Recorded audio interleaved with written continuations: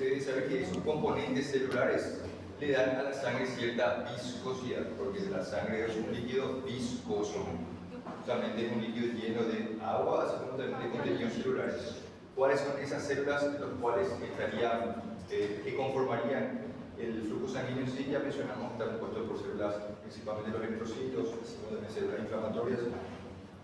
Y ahí entra este término llamado hematócrito o hematocrito, ¿verdad? ¿En qué consiste ese hematócrito? Es el porcentaje total de eritrocitos que presenta esa sangre. Ese es el hematócrito. El porcentaje total de células que presenta el flujo sanguíneo, la sangre total. Del 100% de la sangre, menciona que cuál es el valor promedio, el valor normal de hematócrito de un paciente. Debe ser 40%. ¿Qué significa entonces hematócrito o hematocrito? Es el porcentaje de células de la sangre. ¿Y qué pasa con el 60% restante? Es formado por el plasma celular, donde van a haber iones, van a hacer ciertas otras moléculas. Pero entonces, ¿cuál es el porcentaje total de células dentro de la propia sangre, dentro del flujo sanguíneo? 40%. En algunos laboratorios dice 35 a 40%. Entonces, ¿y qué significa hematocrito? Es porcentaje de qué? Porcentaje de células dentro de la sangre. ¿Y cuáles son esas células prioritarias o las células de mayor concentración? Son los eritrocitos o glóbulos rojos. Ustedes saben que los eritrocitos tienen la función de que principalmente transportar oxígeno gracias a la presencia de su hemoglobina. Entonces, eso es con respecto a hematocrito y flujo sanguíneo. Deben saber el concepto y principalmente deben conocer lo que es el porcentaje. Porcentaje es el 40% del volumen total de la sangre que está compuesto por células.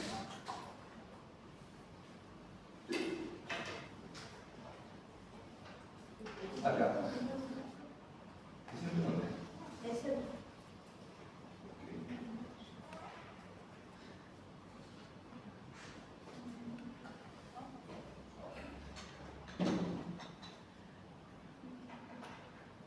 ¿Qué pasa?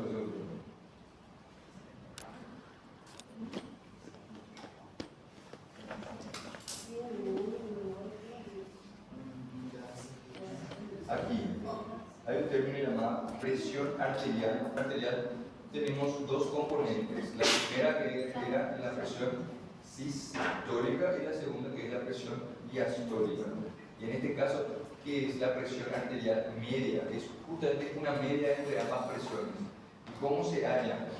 ¿Cómo se halla esa presión arterial media? Se suma presión sistólica más presión diastólica dividido 2. Esa es la presión arterial media. ¿Por qué es tan importante eso? Porque se van a dar cuenta que los pacientes críticos, generalmente nosotros tenemos que evitar que tengan una hipotensión, que tengan una hipertensión. Entonces, ¿qué es lo que se busca en esos pacientes? Tratar de que se mantengan una presión arterial media. Entonces, ¿cómo se halla la presión arterial media? Es presión arterial, o sea, presión arterial media. Es presión arterial sistólica más presión arterial diastólica y ese resultado dividido 2. Entonces, significa que la presión arterial... Não é 2 vezes a sistólica, se não me engano? ¿Cómo? Não era 2 vezes a sistólica, mais diastólica, não lembro. No, ese es presión arterial del pulso. Ah, Es otro. Ese también es la presión arterial sistólica por 2. Pero es presión arterial del pulso. Es presión arterial media. Entonces, ¿cómo se halla esa presión arterial media? Es presión arterial sistólica más la presión diastólica y al final ese resultado nosotros tenemos que hacer una división en 2. ¿Cuáles serían las? Esto que estoy proyectando son todas, como las que he mencionado, son del libro en específico. ¿Cuáles son las funciones de las venas? ¿Cuáles serían las funciones de las venas? Ya mencionamos de las arterias, ya hablamos también de los capilares y también ya mencionamos de los linfáticos. ¿Y cuál sería la función de esas venas en sí?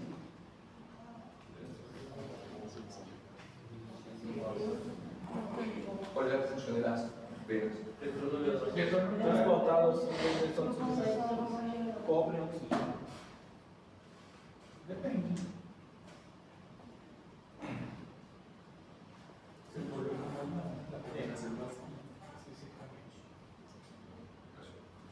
¿Cuál es entonces la función del sistema venoso en sí?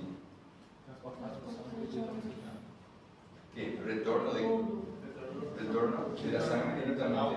Tiene válvulas, cuenta con válvulas. Tiene con válvulas. ¿Y cuál sería la función principal de esas válvulas, tanto de las válvulas cardíacas como de esas válvulas?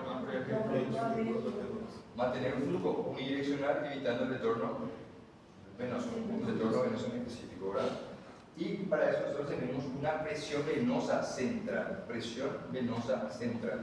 Y, sí, PVC. Y donde nosotros hallamos generalmente esa presión venosa central, ¿qué es lo que nosotros estamos buscando? ¿Por qué se llama presión venosa central? Porque trata de evaluar directamente la presión más cercana al corazón, directamente. Entonces, ¿cuál es la vena más utilizada para una mejor corrección de la presión venosa central? Va a ser la vena cava superior, Y esa presión venosa tiene un valor también que deben saber, que está directamente relacionado con lo que sería la presión con la cual esa sangre llega del tejido en específico hasta el corazón. Y tiene un valor de 12 milímetros de mercurio y puede llegar también hasta 25-26 milímetros de mercurio. Entonces, esa sería la presión venosa central. Esa presión está regulada por la capacidad del corazón para que las venas envían esa sangre por el oxígeno a ese corazón. Lo que están buscando es nuevamente una redistribución para llegar a los pulmones de esa manera una oxigenación. Pero para que esas fibras musculares, para que esas fibras sean estimuladas, nosotros necesitamos que esa sangre llegue con una cierta presión, con una presión constante. Y esa presión, ese cambio de presión lo que va a hacer es una distensión dentro de las venas o una distensión dentro de las arterias para que ellas inicien su potencial de acción. ¿Está bien? Y el potencial de acción ya mencionamos cuál sería. ¿Cuál es el valor total, el valor promedio de ese potencial de acción necesario para iniciar el ciclo cardíaco en sí? ¿Cuál sería? 105 milivoltios. Les muestro un poco sobre ese potencial. ¿Cuál es una razón de presión que lleva central? 12 a 25-26 milímetros de mercurio. ¿Conocen lo que son las varices venosas o venas varicosas? ¿Qué son las varices venosas? ¿Por qué suceden? ¿Por qué se producen? Porque el sistema de válvulas está empezando a perder función, entonces hay un flujo retrógrado y hay una acumulación. ¿Qué pasa con las paredes de las venas? Se dilatan. ¿Por qué? Porque hay un reflujo, hay un retroceso. Entonces, al dilatarse se vuelven tortuosas y no tienen una capacidad de volver a descargar. ¿Y qué pasa con esa sangre que tiene un flujo lento en las venas? Comienza a coagular. Entonces, esas venas varicosas son venas dilatadas, son venas tortuosas que tienen un líquido, o sea, una sangre bastante espesa, bastante viscosa, no coagulada por completo, pero sí puede predisponer a una coagulación total. ¿Y qué pasa después cuando se forma ese coágulo en alguna vena varicosa? Como habíamos mencionado hace rato, si esa obstrucción es completa o total, va a formar un trombo, o si hay un desprendimiento de un viaje, entonces va a formar un émbolo. Entonces, gracias a esas preguntas, ¿las venas varicosas pueden suceder solamente en los miembros o pueden suceder también en la región externa? Pueden ser solamente visibles externamente o también pueden ser visibles o presentes dentro de la parte interna de las mucosas. También en las mucosas. Entonces, otras venas varicosas que tienen alta mortalidad son las varices de las venas esofágicas. Hay varices de las venas esofágicas. ¿Y en qué pacientes se observarían esas varices de las venas esofágicas? Principalmente cuando tenemos una cirrosis hepática, una falla hepática, en la cual hay una hipertensión portal.